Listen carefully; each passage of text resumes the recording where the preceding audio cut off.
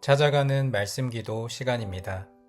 오늘도 하나님의 은혜가 성도님들의 가정과 일터와 삶의 자리 가운데 넘치시기를 주님의 이름으로 축복합니다.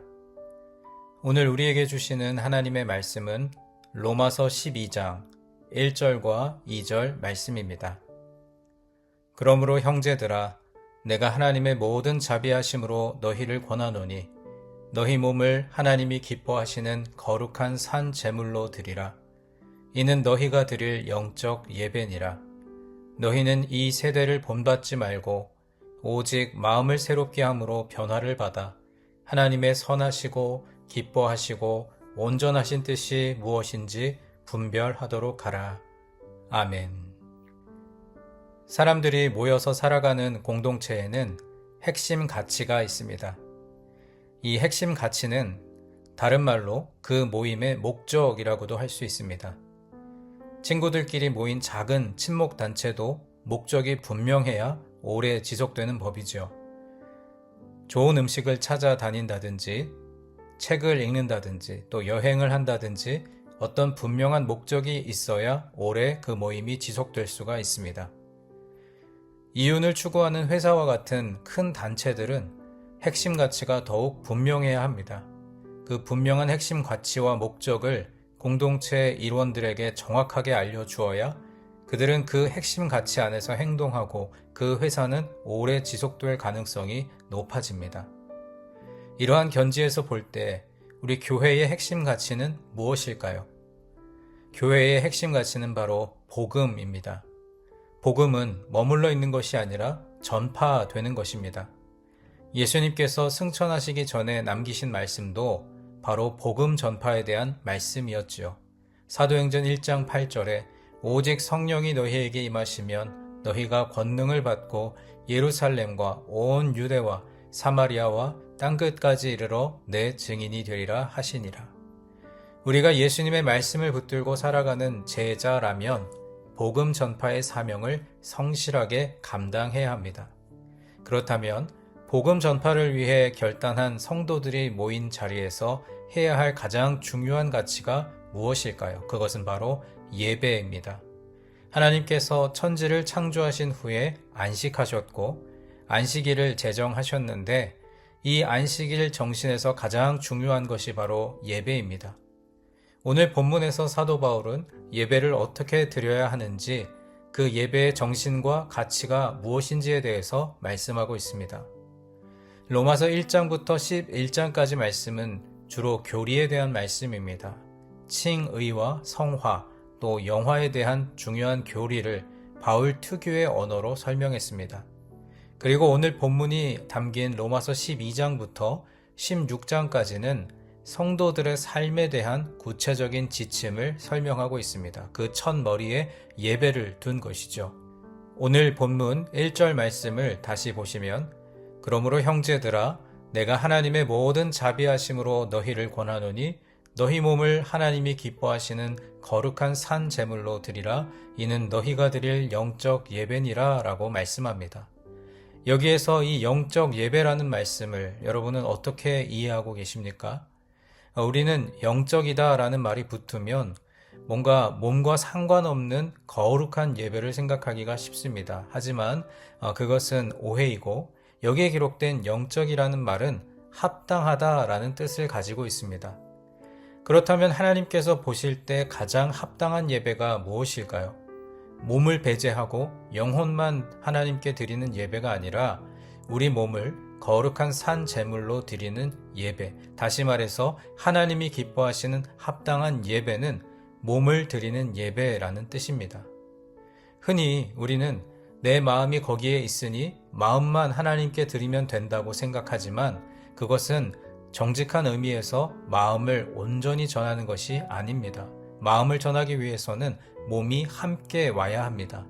몸과 마음은 결코 분리될 수 없기 때문입니다. 바울이 로마서를 기록할 당시에 로마는 그리스의 철학과 문화를 그대로 흡수한 사회였습니다. 그리스 철학의 핵심은 몸과 마음을 분리한 이분법이었습니다. 특히 플라톤 철학이 그러했지요. 영육 이원론의 그리스 철학이 흘러들어가 로마인들도 이것에 익숙해져 있었습니다.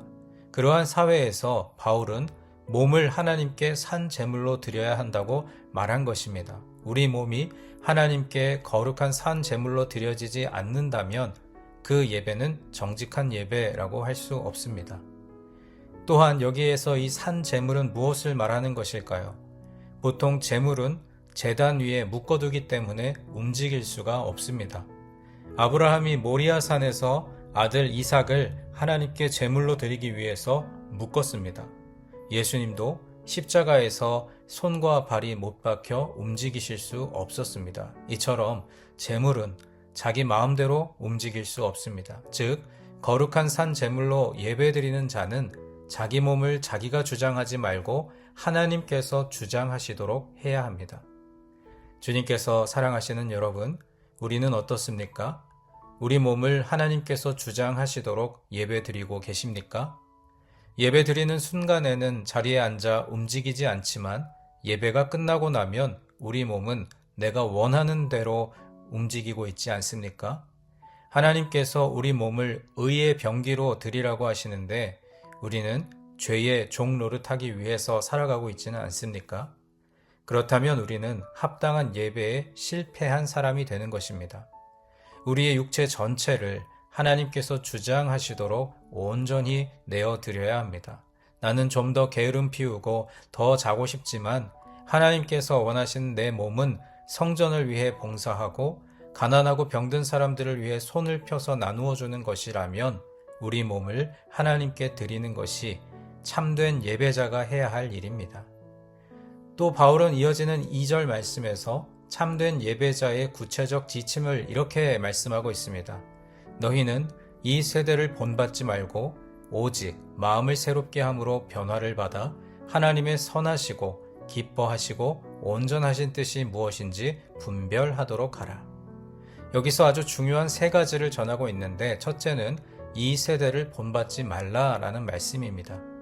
이 말씀은 이 시대의 외형을 따라가지 말라는 뜻이죠. 참된 예배자는 눈에 보이는 외형을 쫓아 살지 않습니다. 이 세상은 눈에 보이는 것을 따르게 합니다. 좋은 집, 멋진 차, 예쁘고 멋진 사람 등을 시각적으로 따라갈 때가 얼마나 많습니까? 하지만 하나님은 영이심으로 우리의 눈에 보이지 않으십니다. 그렇게 눈에 보이지 않는 하나님을 예배하는 우리는 보이지 않는 것이 보이는 것보다 훨씬 더 중요한 가치라는 것을 깨달아야 합니다. 그러므로 참된 예배자는 이 세대의 외형을 본받지 말고 보이지 않는 가치들을 보는 것보다 중요한 가치로 알고 따라가야 하나님 마음에 합한 자가 될 수 있습니다. 여러분은 어떠십니까? 눈에 보이는 것이 우리 마음에 들어와 있고 이 세대의 가치를 따라 살아가고 있지는 않습니까? 둘째로 참된 예배자가 갖추어야 할 것은 마음을 새롭게 하는 것입니다. 마음부터 온전히 바뀌어야 생각이 바뀝니다. 이 말씀은 곧 생각의 근원, 뿌리부터 바꾸라는 뜻입니다. 나무에게는 뿌리가 가장 중요한 것처럼 사람에게 뿌리는 마음입니다. 예배를 잘 드린 사람은 그 영혼의 뿌리가 바뀌게 됩니다. 탐욕으로 가득했던 마음이 나눔으로 바뀌고 원망과 불평으로 가득했던 마음이 감사로 바뀐다면 제대로 예배를 드린 사람입니다. 여러분은 어떠십니까?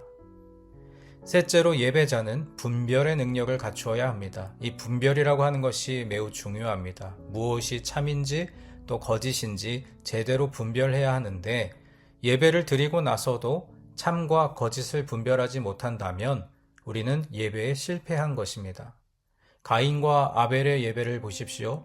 가인은 참과 거짓을 분별하지 못했습니다. 또한 예수님 시절의 유대 종교 지도자들, 율법학자들, 서기관들은 백성들 앞에서 말씀을 가르치는 자들이었고 매일 예배를 드리는 자들이었는데 자신들의 행위가 참인지 거짓인지 제대로 분별하지 못했습니다. 그들은 평생 예배를 드렸지만 예배에 실패한 자가 되고 만 것입니다. 우리는 어떻습니까? 주님께서 사랑하시는 여러분, 오늘도 일상의 삶에서 또 세상 속에서 우리는 많은 일을 경험하게 될 것입니다. 우리가 있는 그 자리에서 합당한 예배를 드리는 참된 예배자가 되시기를 바랍니다. 몸을 드리고 생각을 주님께로 가져오시기 바랍니다. 하나님께서 기뻐하시는 참된 예배자로 오늘 하루를 살아가는 믿음의 백성들 되시기를 주님의 이름으로 간절히 축원합니다. 이제 오늘 주신 말씀을 붙들고 기도하겠습니다. 사랑의 하나님, 언제나 주님 안에서 복되고 아름다운 예배, 하나님께서 기뻐하시는 합당한 예배를 드리기 원하오니 우리가 드리는 예배를 기쁘게 받아 주옵소서. 이 시대의 외형을 따르지 않고 마음을 새롭게 하며 분별의 능력을 가지게 하옵소서. 우리 각자에게 주신 말씀을 붙들고 함께 기도하겠습니다.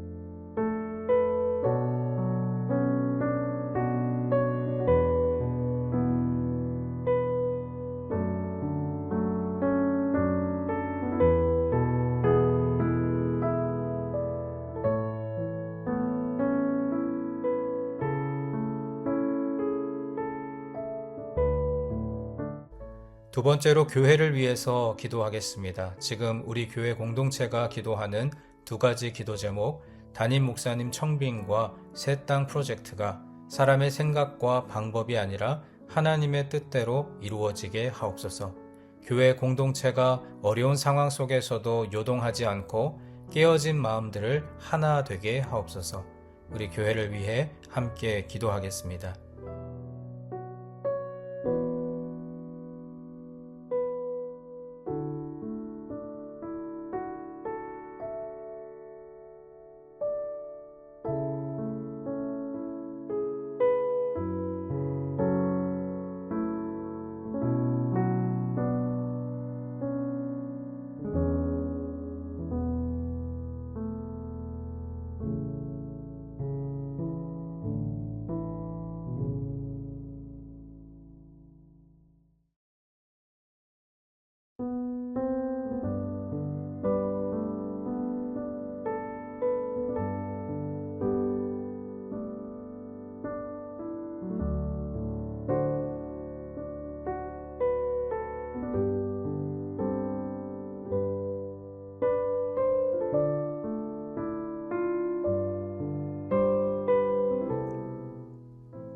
마지막 세 번째로 세상을 향하여 기도할 때 우리의 가정과 일터를 위해서 기도하겠습니다.